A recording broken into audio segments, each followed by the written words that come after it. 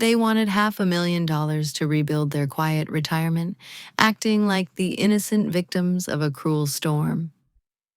But I knew the truth hidden beneath the mud.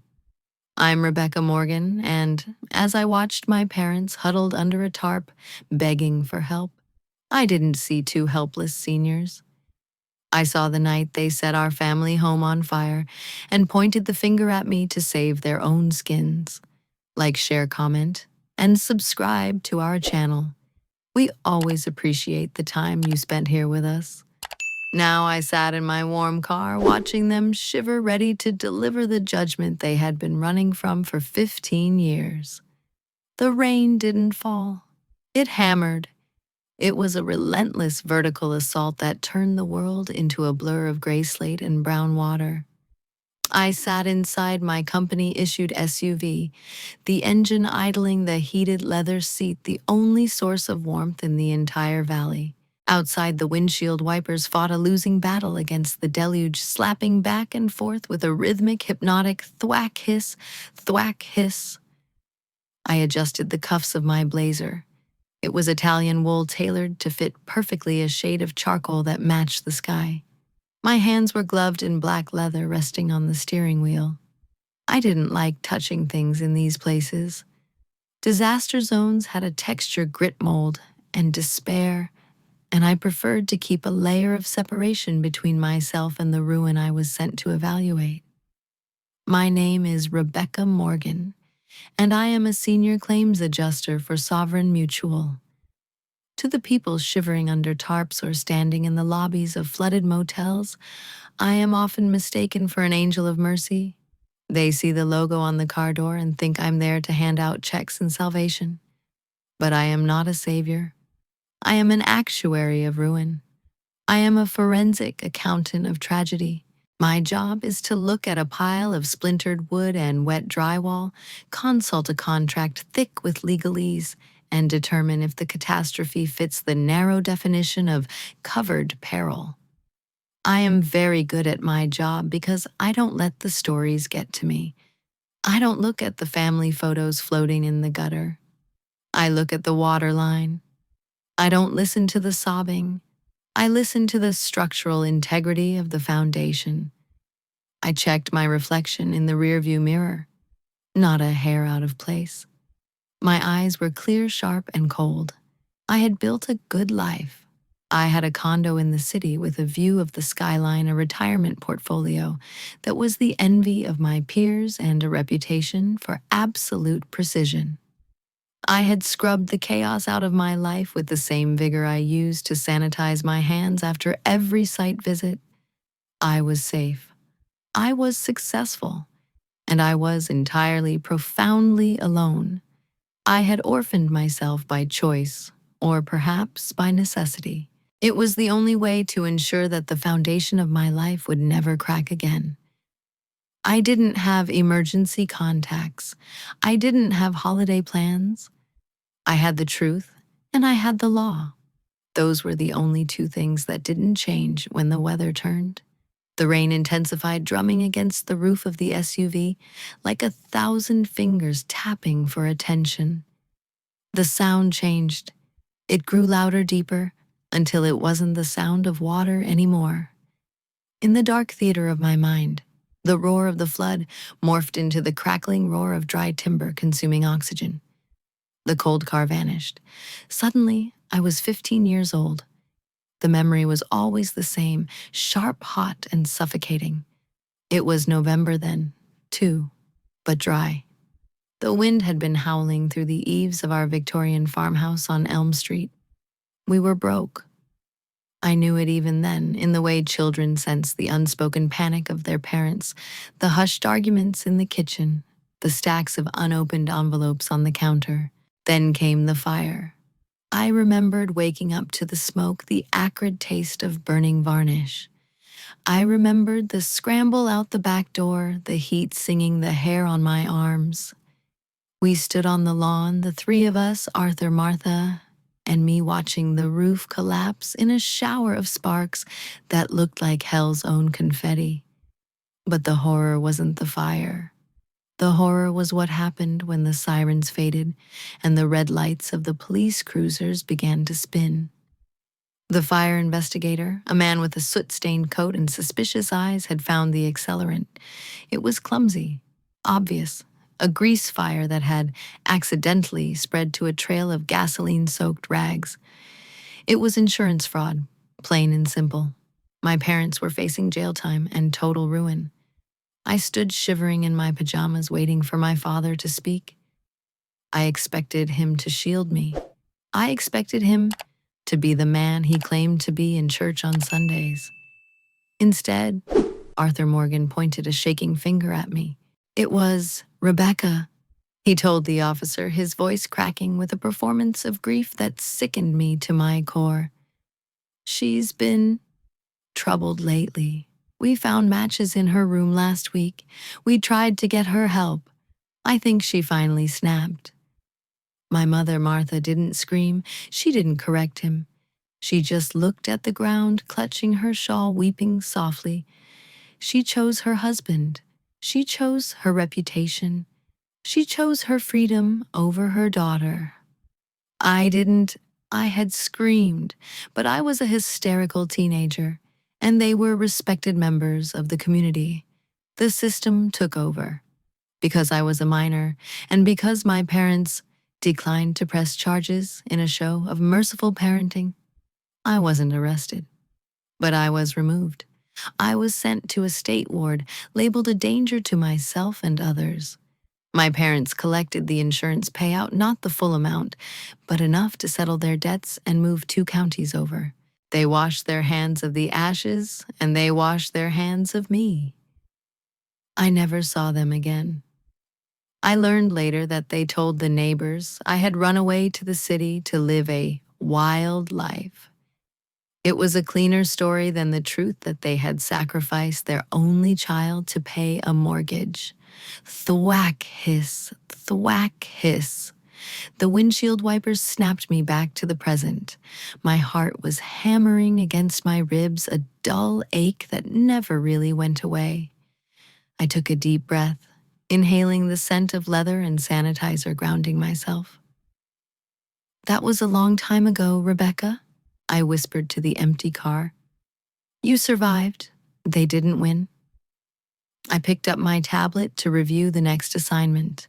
The queue was endless today. Total losses, structural failures ruined lives. I swiped to the next file. Claim number 4920B, policyholder Arthur and Martha Morgan. Location 142 River Road. I froze. The world seemed to stop spinning. I stared at the screen, waiting for the letters to rearrange themselves for it to be a coincidence. But the dates of birth matched. The policy origin matched. They had retired here, to this flood zone, to this cheap wood frame cottage in a valley that filled up like a bathtub when the levees broke. I read the preliminary notes. Total loss. Structure swept from foundation. Policyholders currently sheltering on site. My hands, usually so steady, trembled slightly as I held the tablet. Fate, it seemed, had a sense of humor. They were waiting for an adjuster. They were waiting for someone to come and sign the paper that would give them $500,000 to rebuild their lives. Without that signature, without that approval, they were destitute. They would be homeless elderly people with nothing but the wet clothes on their backs. And the person coming to decide their fate was the daughter they had thrown into the fire. I looked out the windshield. Down the muddy track through the driving rain, I could see the wreckage of a small house. I could see the blue tarp strung up between 2 trees. I felt a cold, hard knot form in my stomach. It wasn't forgiveness. It wasn't even anger. It was power. For 15 years, I had been the victim of their lie. Today, I was the judge. I put the SUV into drive. The tires churned against the mud, gripping the earth, pulling me forward. I wasn't just driving to a job site. I was driving toward a reckoning. If this story brings up memories of your own, of family rifts, long silences, or things left unsaid, don't be shy to share your thoughts. Your story might inspire our future episodes. The driveway was less a road and more a scar cut into the hillside, now slick with a treacherous slurry of mud and gravel. I engaged the four-wheel drive, feeling the vehicle shudder as it fought for purchase. I crested the ridge and looked down at what remained of 142 River Road. In my line of work, we have a term for this: total constructive loss. To the layman, it means the house is gone. To me, it means the cost of repair exceeds the value of the structure. But the technical terms failed to capture the sheer misery of the scene before me. The cottage had been shoved 5 yards off its foundation. The floodwaters had receded, but they had left their mark, a thick brown tide mark of silt that reached halfway up the windows. The front porch had collapsed, splintered like kindling, and the garden was nothing but a graveyard of drowned perennials. I parked the SUV at the top of the rise, keeping the engine running for a moment longer. I needed to armor myself. I reached into the back seat and pulled on my yellow high-visibility raincoat. I snapped the buttons shut one by one, sealing myself in. I placed the hard hat on my head, adjusting the strap under my chin. Finally, I put on a pair of oversized dark safety glasses. When I stepped out of the car, the air hit me heavy, wet, and smelling of rot. It was the smell of a river that had swallowed things it shouldn't have: sewage, gasoline, and memories. I saw them before they saw me. They were huddled near what used to be the garage, sheltering under a blue plastic tarp strung between 2 oak trees. A camp stove sat on a folding table, hissing against the damp silence. My breath caught in my throat. In my memory, Arthur Morgan was a titan, a man who filled doorways, whose voice rattled the china in the cabinets. The man I saw now was diminished. He was sitting on a cooler, his shoulders hunched inward, as if trying to make himself smaller. He wore a stained windbreaker and mud-caked galoshes. His hair, once thick and dark, was a wispy white halo that clung to his scalp. Martha was standing beside him, pouring something from a thermos. She looked brittle. Her movements were slow, trembling, as if the damp cold had worked its way into her very bones. She wasn't the woman who had stood silently by the police car. She was just an old woman terrified of the coming winter. I felt a surge of something hot and sharp in my chest.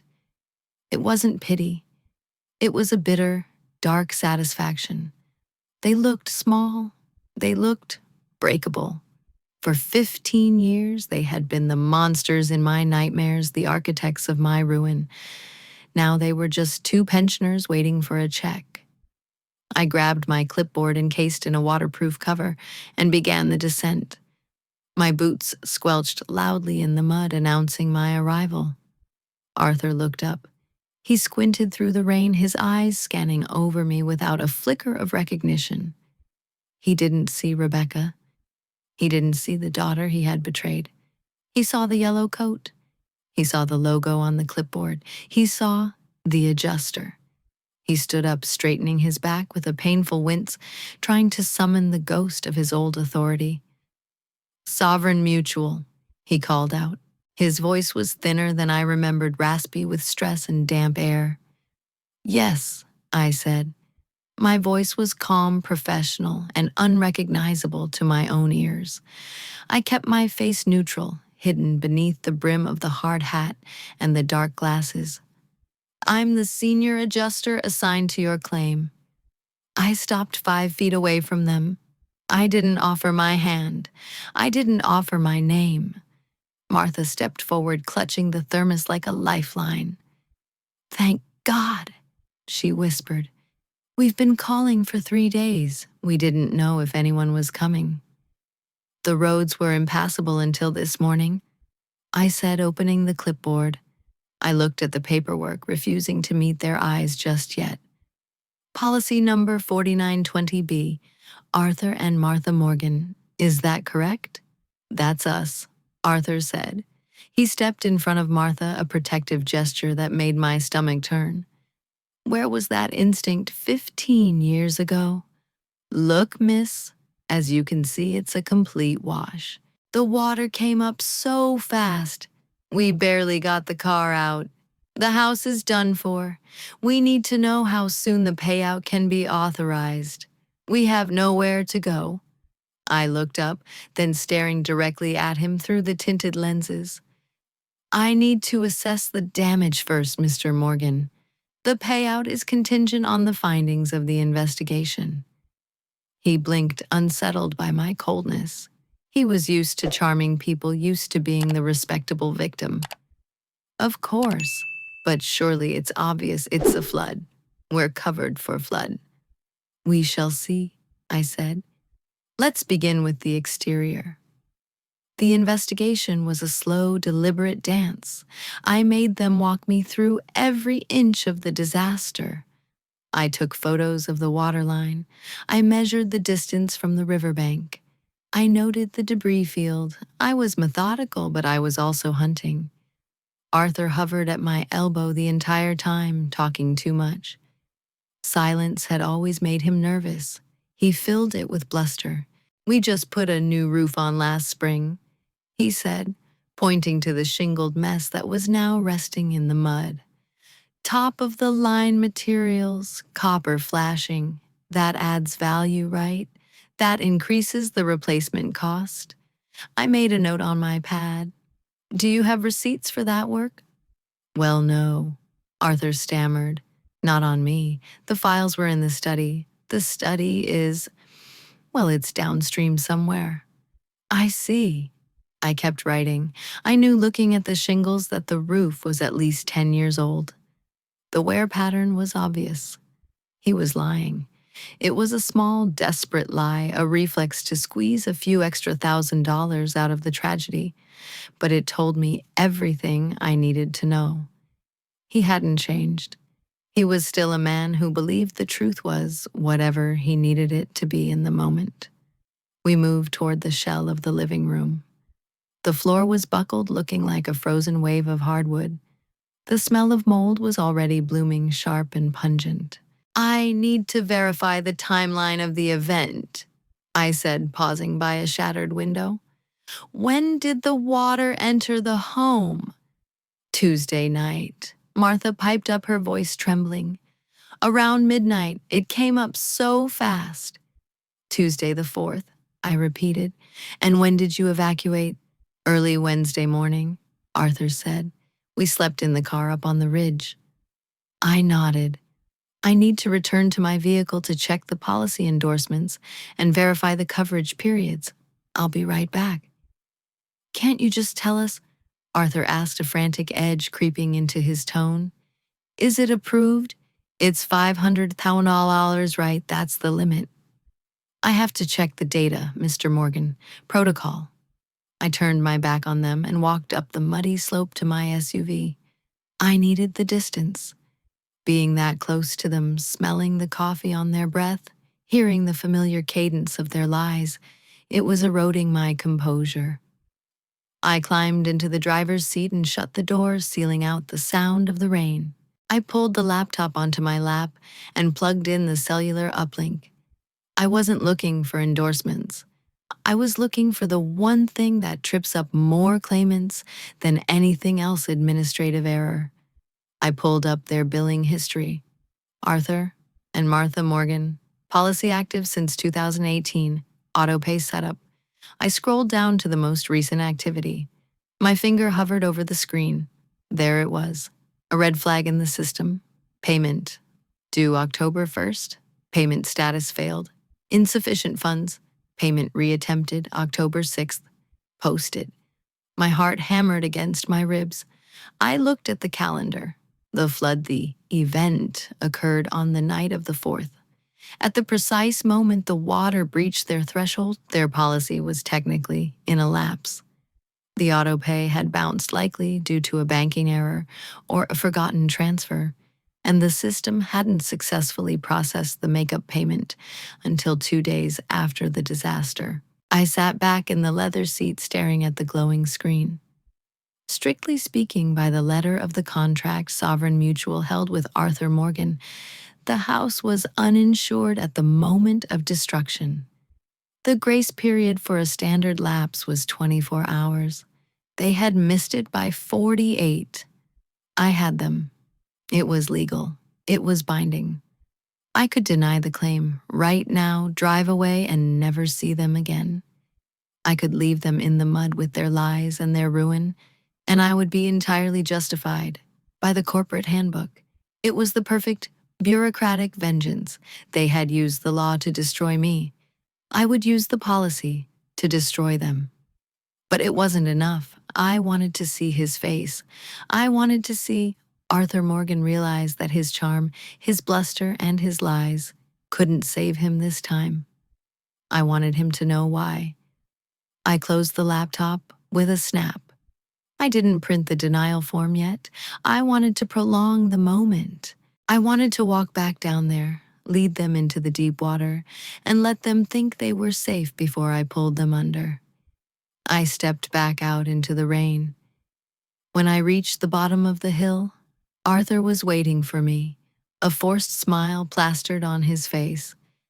"Everything good?" he asked. "Computer's acting right? The system is updated." I said, my voice flat.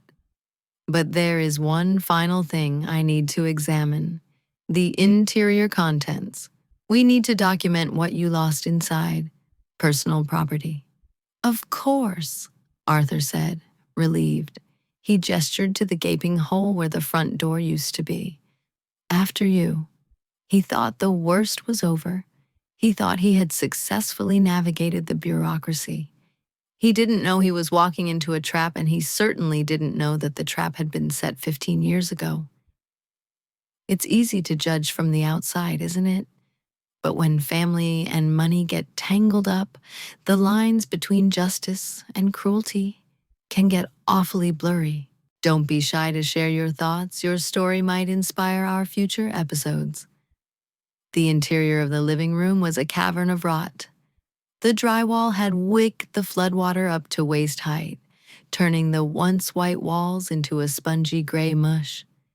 The air was thick with the smell of river silt and dead things, a cloying, earthy scent that coated the back of my throat. I stepped over a sodden rug, my boots making a wet, sucking sound against the warped floorboards. Arthur and Martha followed me in their movements, tentative like trespassers in their own home. Arthur wiped a hand across his forehead, smearing a streak of mud near his hairline. "So," he said, his voice echoing slightly in the hollowed-out room, "you've seen the damage. It's total, right? We can start the claim process immediately." I stopped near the fireplace. It was the only thing in the house that looked sturdy.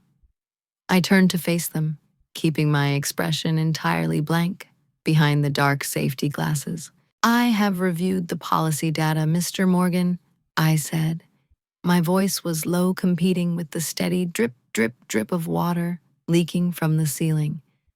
"And," Arthur prompted, a nervous smile twitching at the corner of his mouth, "and I have found a significant issue regarding coverage continuity." I looked down at my clipboard, though I didn't need to read it. I had the dates memorized. They were burned into my mind like a brand. "Your premium payment for October was due on the 1st. The funds were not received until the 6th. The silence that followed was absolute. Even the rain outside seemed to hold its breath. Arthur blinked. "What? No, that's a banking thing. Automatic withdrawal." "The withdrawal was declined, Mr. Morgan. Insufficient funds." I looked up. The flood occurred on the 4th. At the precise moment this structure was destroyed, the policy had lapsed. By the strict letter of the contract, you are uninsured. Martha let out a small, strangled sound, her hand flying to her mouth. Arthur's face flushed a deep, mottled red. The charm evaporated, instantly replaced by the defensive aggression I remembered so well. He took a step toward me, pointing a finger, the same gesture he had used in the fire investigator's office 15 years ago.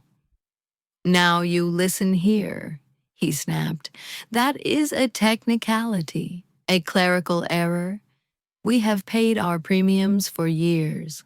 You can't stand there and tell me that 2 days is going to cost us everything. I don't make the rules, sir. I simply enforce the terms you agreed to." "It's robbery!"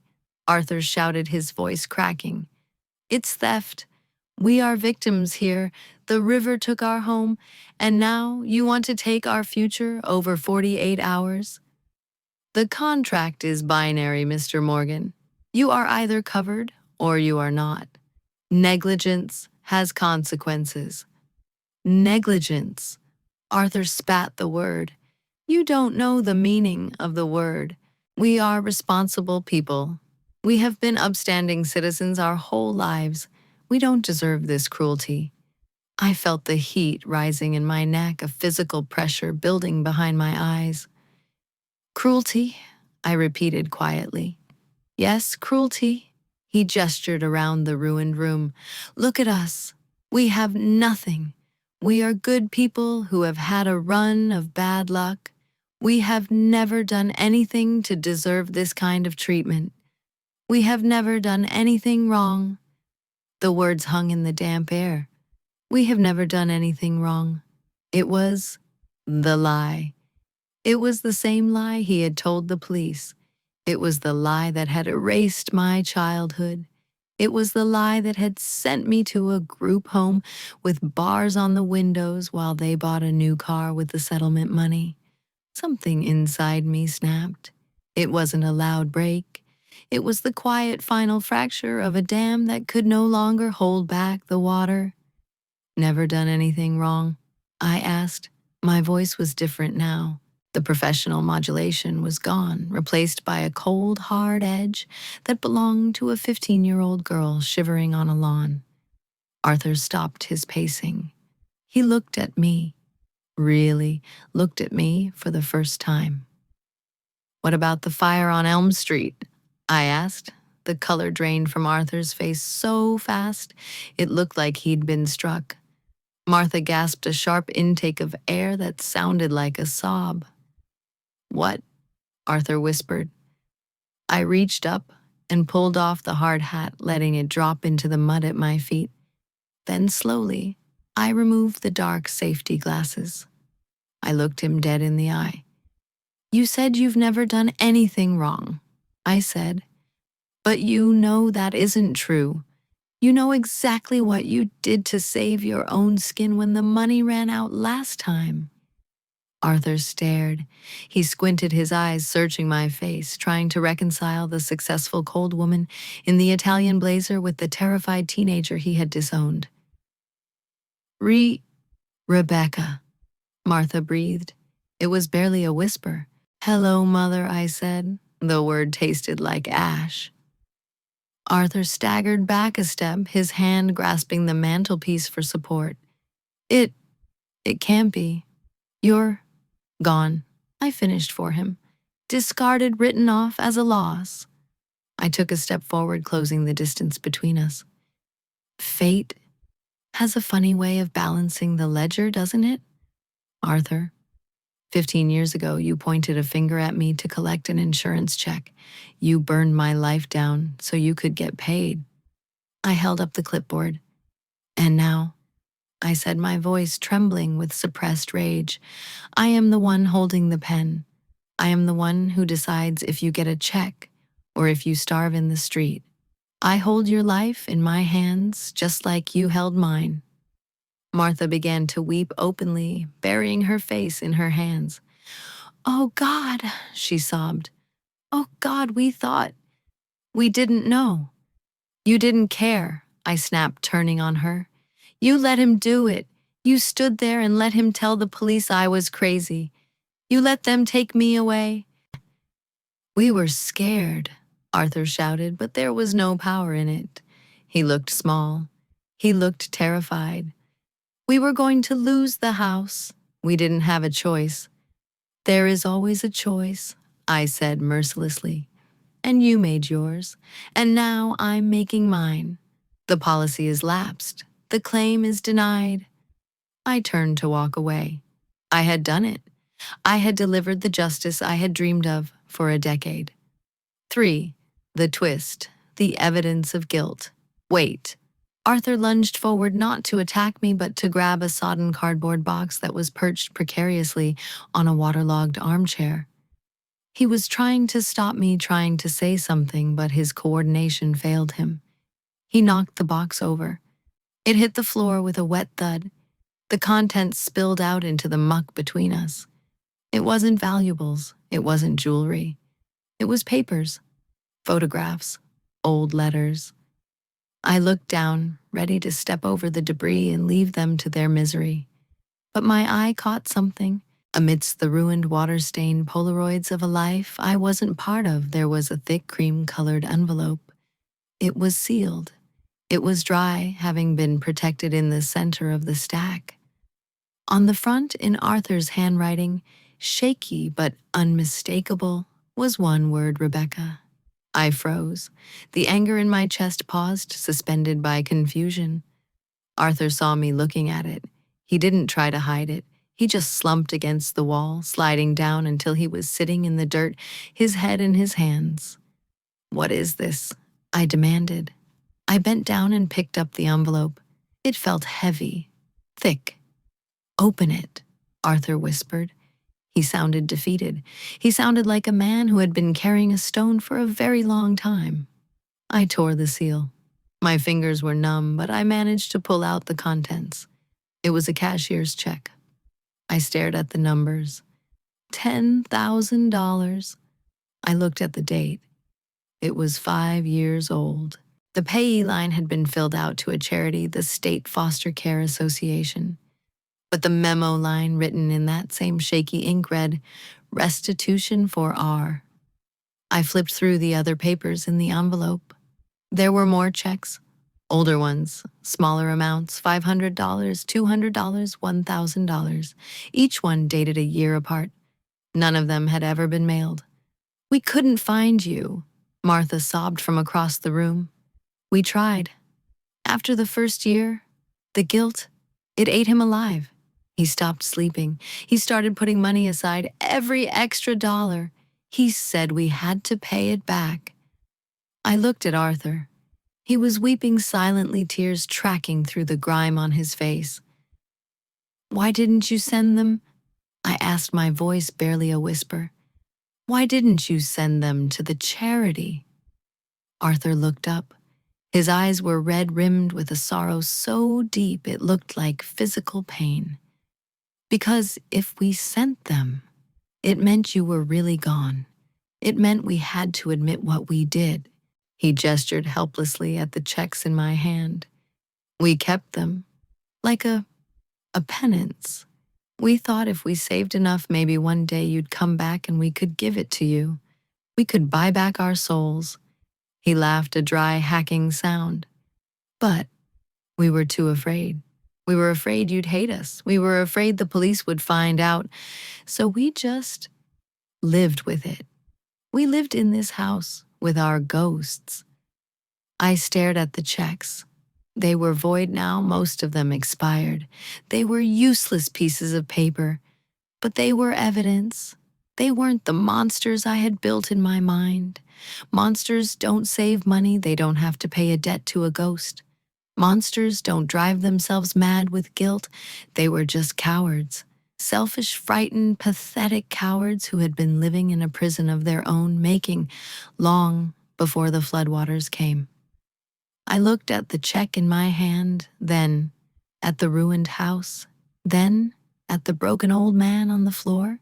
The fury that had sustained me for 15 years began to drain away, leaving me feeling hollowed out and strange. I had come here to destroy them. But looking at the uncashed checks, I realized that they had already destroyed themselves. It's a strange thing, finding out that the people you hated were suffering just as much as you were. Have you ever found a truth that changed everything? Don't be shy to share your thoughts. Your story might inspire our future episodes. The silence that followed the revelation was heavier than the roof of the house. The rain continued to drum against the remaining shingles, a monotonous rhythm that usually signaled the passage of time. But in that ruined living room, time seemed to have stopped completely. I stood there, the bundle of uncashed checks heavy in my hand. My heart was still racing, a frantic bird battering against my ribs, but the heat of my anger had evaporated. In its place was a cold, expansive hollowness. I had spent 15 years building a fortress of resentment, brick by brick. I had imagined this moment 1,000 times. I had scripted the dialogue. I had visualized their faces arrogant, dismissive, cruel. I had prepared to strike down a giant, but there were no giants here. Arthur Morgan sat in the mud, his legs splayed out like a broken marionette. He wasn't the terrifying patriarch who had banished me. He was just an old man with thinning hair and a heart condition weeping over a stack of expired paper. Martha was no better. She had collapsed onto a mildewed ottoman, her face buried in her hands, her shoulders shaking, with a grief that seemed too large for her frail body. I looked at the check on top of the stack again. Restitution for R. "Do it," Arthur croaked. He didn't look up. His voice was wet and ragged. I blinked, confused by the shift. "Excuse me." He raised his head. His eyes were red-rimmed and hollow, stripped of all defense. "Deny the claim, Rebecca. Do it. Write the rejection. Leave us here." "Arthur, don't," Martha whispered, but it was weak. "No," Arthur said, his voice gaining a strange, bleak strength. "It's right. It's fitting. We traded you for a payout once.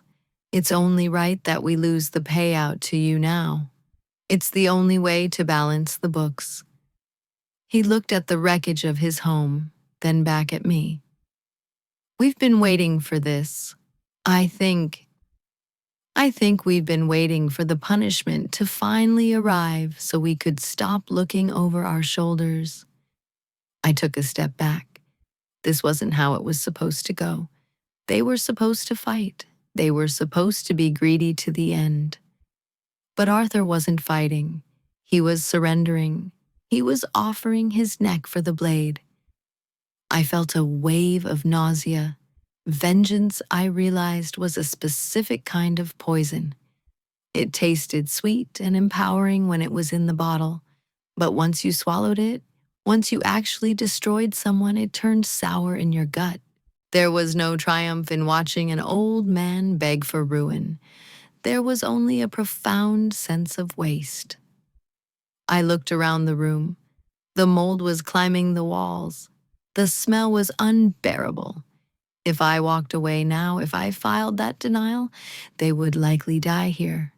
The winter would kill them, or the stress would stop Arthur's heart. I would be legally justified. I would be professionally accurate. But I would also be the person who finished the job the fire started. A splash from the doorway broke the heavy atmosphere. "Arthur, Martha." The voice was high and reedy, cutting through the gloom. I turned sharply, my defensive instincts flaring again. An elderly woman was wading through the slurry of the front yard. She was tiny, wrapped in a violently pink raincoat that seemed at war with the gray world around her. She carried a plastic-covered basket in one hand and used a walking stick to navigate the debris in the other. "I brought some broth," she called out, struggling over the threshold where the door used to be. "The power is out all over the valley, but I've got the gas stove working." She stopped when she saw me. She squinted through thick glasses, taking in my high-visibility jacket, the clipboard, and the tension that vibrated in the air. "Oh," she said, clutching the basket tighter. "I didn't know the adjuster was here. I can come back." Arthur wiped his face with a muddy sleeve, trying to compose himself, trying to salvage a scrap of dignity before his neighbor. "No, Mrs. Gable. It's fine. Come in." Mrs. Gable stepped further into the room, her eyes darting between Arthur on the floor and me standing over him like an executioner. She looked at the photos scattered in the mud. She looked at the open envelope in my hand, her gaze fixed on me. She tilted her head, studying my face. The silence stretched. "You have his eyes," she said suddenly. I stiffened. "I beg your pardon. You have Arthur's eyes," Mrs. Gable repeated. She didn't sound confused. She sounded struck by a sudden realization. She looked at Arthur. "Arthur, is this her? Is this the girl?" Arthur nodded, unable to speak. Mrs. Gable turned back to me. She didn't look at me with the suspicion I expected. She didn't look at me like a stranger. She looked at me with a profound, sad curiosity. "I'm Mrs. Gable," she said. "I've lived next door for 8 years." "Rebecca Morgan," I said stiffly. "I'm here to handle the claim." "I know who you are, dear," she said softly. She set the basket down on a dry patch of table. "I feel like I know you quite well." I frowned. "My parents haven't seen me in 15 years. I doubt they've told you anything kind." Mrs. Gable shook her head slowly. "They don't talk about the fire, but they talk about you every time it rains." I felt a chill that had nothing to do with the damp room. "What do you mean?" "Arthur," she said, gesturing to the man on the floor. "Whenever we get a storm like this, he paces. I can see him through the window. He walks the floor all night. And if I come over to check on them, he always says the same thing. He says, 'I hope she's warm. I hope she has a roof.'" I looked at Arthur. He refused to meet my gaze, staring shamefully at his muddy boots. "And Martha," Mrs. Gable continued, turning to the mother huddled on the ottoman.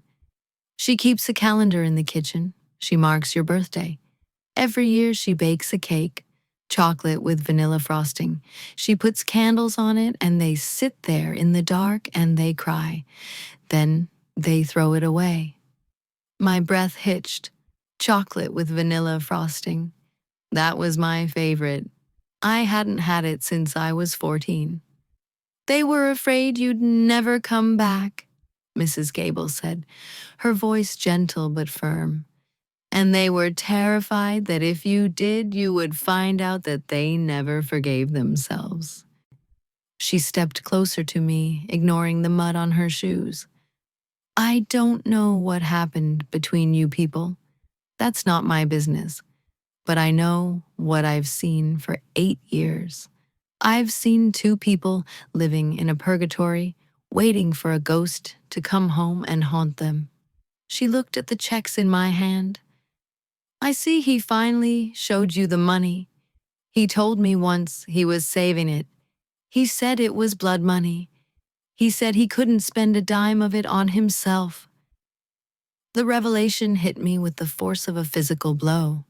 I had assumed they were living the high life. I had pictured them on cruises buying new cars, laughing about how they had outsmarted the system and got rid of their burden. But they hadn't. They had been in prison. It was a prison without bars, built of silence and memory, but it was a prison nonetheless. They had punished themselves more effectively than any judge or jury could have. They had lived for 15 years in the shadow of their betrayal, hoarding their guilt in uncashed checks and uneaten birthday cakes. I looked at the check in my hand again. It wasn't just paper. It was proof of suffering. Mrs. Gable patted my arm. Her hand was warm. "I'll leave the broth," she said quietly. "You all have a lot to talk about, or maybe nothing to talk about. But at least the truth is out in the air now. It smells better than the mold." She turned and waded back out into the rain, a pink spot of color disappearing into the gray, leaving us alone with the wreckage of the past. It's rare that we get to see the private suffering of the people who hurt us. It changes the equation, doesn't it? If you've ever had a revelation that shifted your perspective on a family feud, don't be shy to share your thoughts. Your story might inspire our future episodes. I walked back up the muddy slope to my SUV. I needed the silence of the cabin. I needed to separate myself from the smell of wet rot and the sight of my father weeping on the floor. Inside the car, the air was still and sterile. I sat behind the wheel, the digital tablet resting heavy on my lap. The screen cast a pale blue light on my gloves. The denial form was already queued up. It was simple. It was accurate. It was just. All I had to do was press finalize, and the system would generate a formal letter explaining that due to a lapse in premium payment, Arthur and Martha Morgan were entitled to $0.00. It would be the death blow. They had no savings. The uncashed checks proved that. They had no equity. Without this payout, they would be wards of the state living out their final years in a subsidized facility stripped of their home, their independence, and their dignity. It was exactly what they had done to me. I held the stylus over the screen.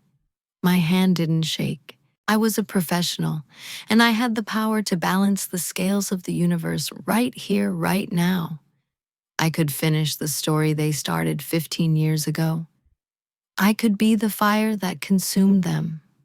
But as I looked at the red deny button, I thought of the checks.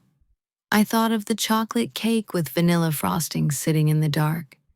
I thought of Mrs. Gable saying, "They were afraid you'd never come back." If I pressed that button, I wouldn't just be punishing them. I would be confirming their worst fears. I would be proving that the cycle of cruelty was hereditary. I would be proving that I was exactly who they said I was: damaged, dangerous, and vengeful. I looked out the windshield. The rain had finally stopped. The clouds were breaking, revealing a sliver of pale, washed-out blue. I realized then that I didn't want justice. Justice is a circle. It just keeps spinning, hurt for hurt, eye for eye. I didn't want to be part of that circle anymore. I wanted to step off. I wanted to be free. I navigated away from the denial screen. I opened the policy addendums. I scrolled past the standard exclusions, past the flood maps until I found what I was looking for. It was a small, often overlooked paragraph in the adjuster's manual, subsection 4, emergency grace period exception. It stated that in the event of a regional catastrophic declaration, a senior adjuster had the discretionary authority to overlook a premium lapse of up to 72 hours, provided the intent to pay could be established. It was a gray area. It was a loophole designed for mercy. It was entirely up to me. I looked at the screen. I thought of the scared 15-year-old girl I used to be. She would have wanted them to burn. But the woman I was today, the woman who had built a life, a career, and a fortress of self-reliance, she didn't need their pain to validate her existence.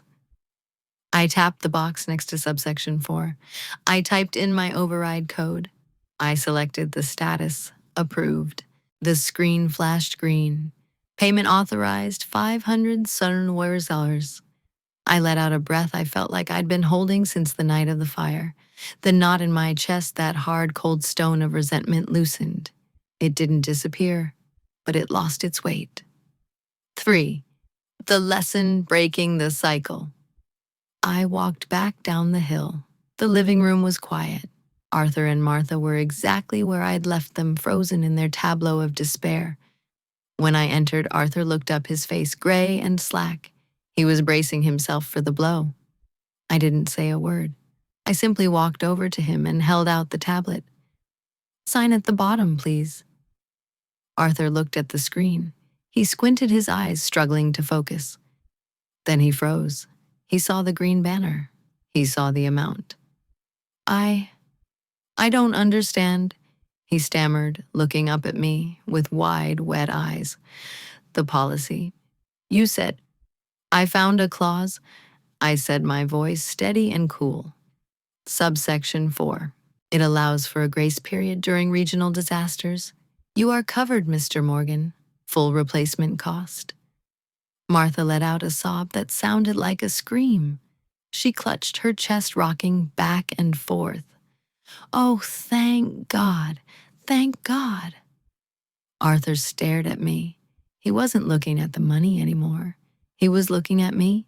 His chin trembled. He struggled to his feet, swaying slightly. Rebecca, he choked out. You did this after everything? He took a step toward me, his arms lifting slightly. He wanted to hug me. He wanted a reconciliation. He wanted the Hollywood ending where the family is restored and the past is washed away. I took a sharp step back. I raised my hand, palm out. No, I said. He stopped, confused. I am approving this claim because it is the right thing to do. I said, my voice firm. I am doing it because I am a professional and because I will not leave two elderly people homeless. But that is all this is. The hope in his eyes dimmed, replaced by a sad acceptance. I don't want your apology, Arthur, and I don't want your love. Those things were lost a long time ago, and they can't be rebuilt with an insurance check. I reached into my pocket and pulled out the sodden envelope containing the $10,000 in uncashed cashier's checks. I held it out to him. Take this, I said. No, he whispered. Keep it, please. It's yours.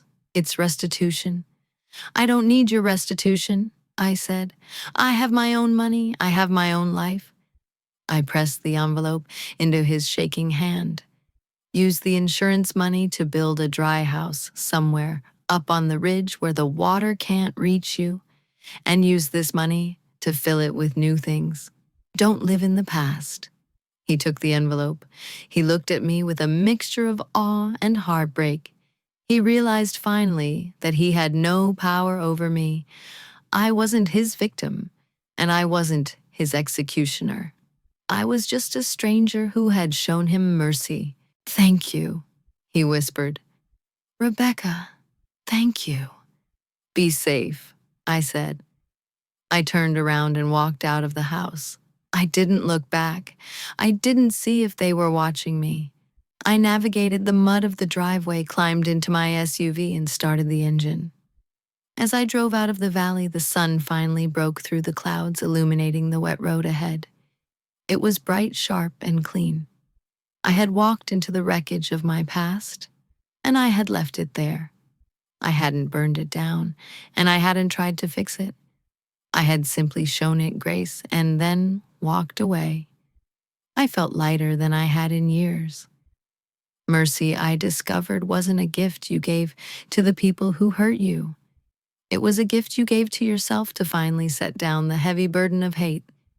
The fire was out. The water was receding. The road ahead was open.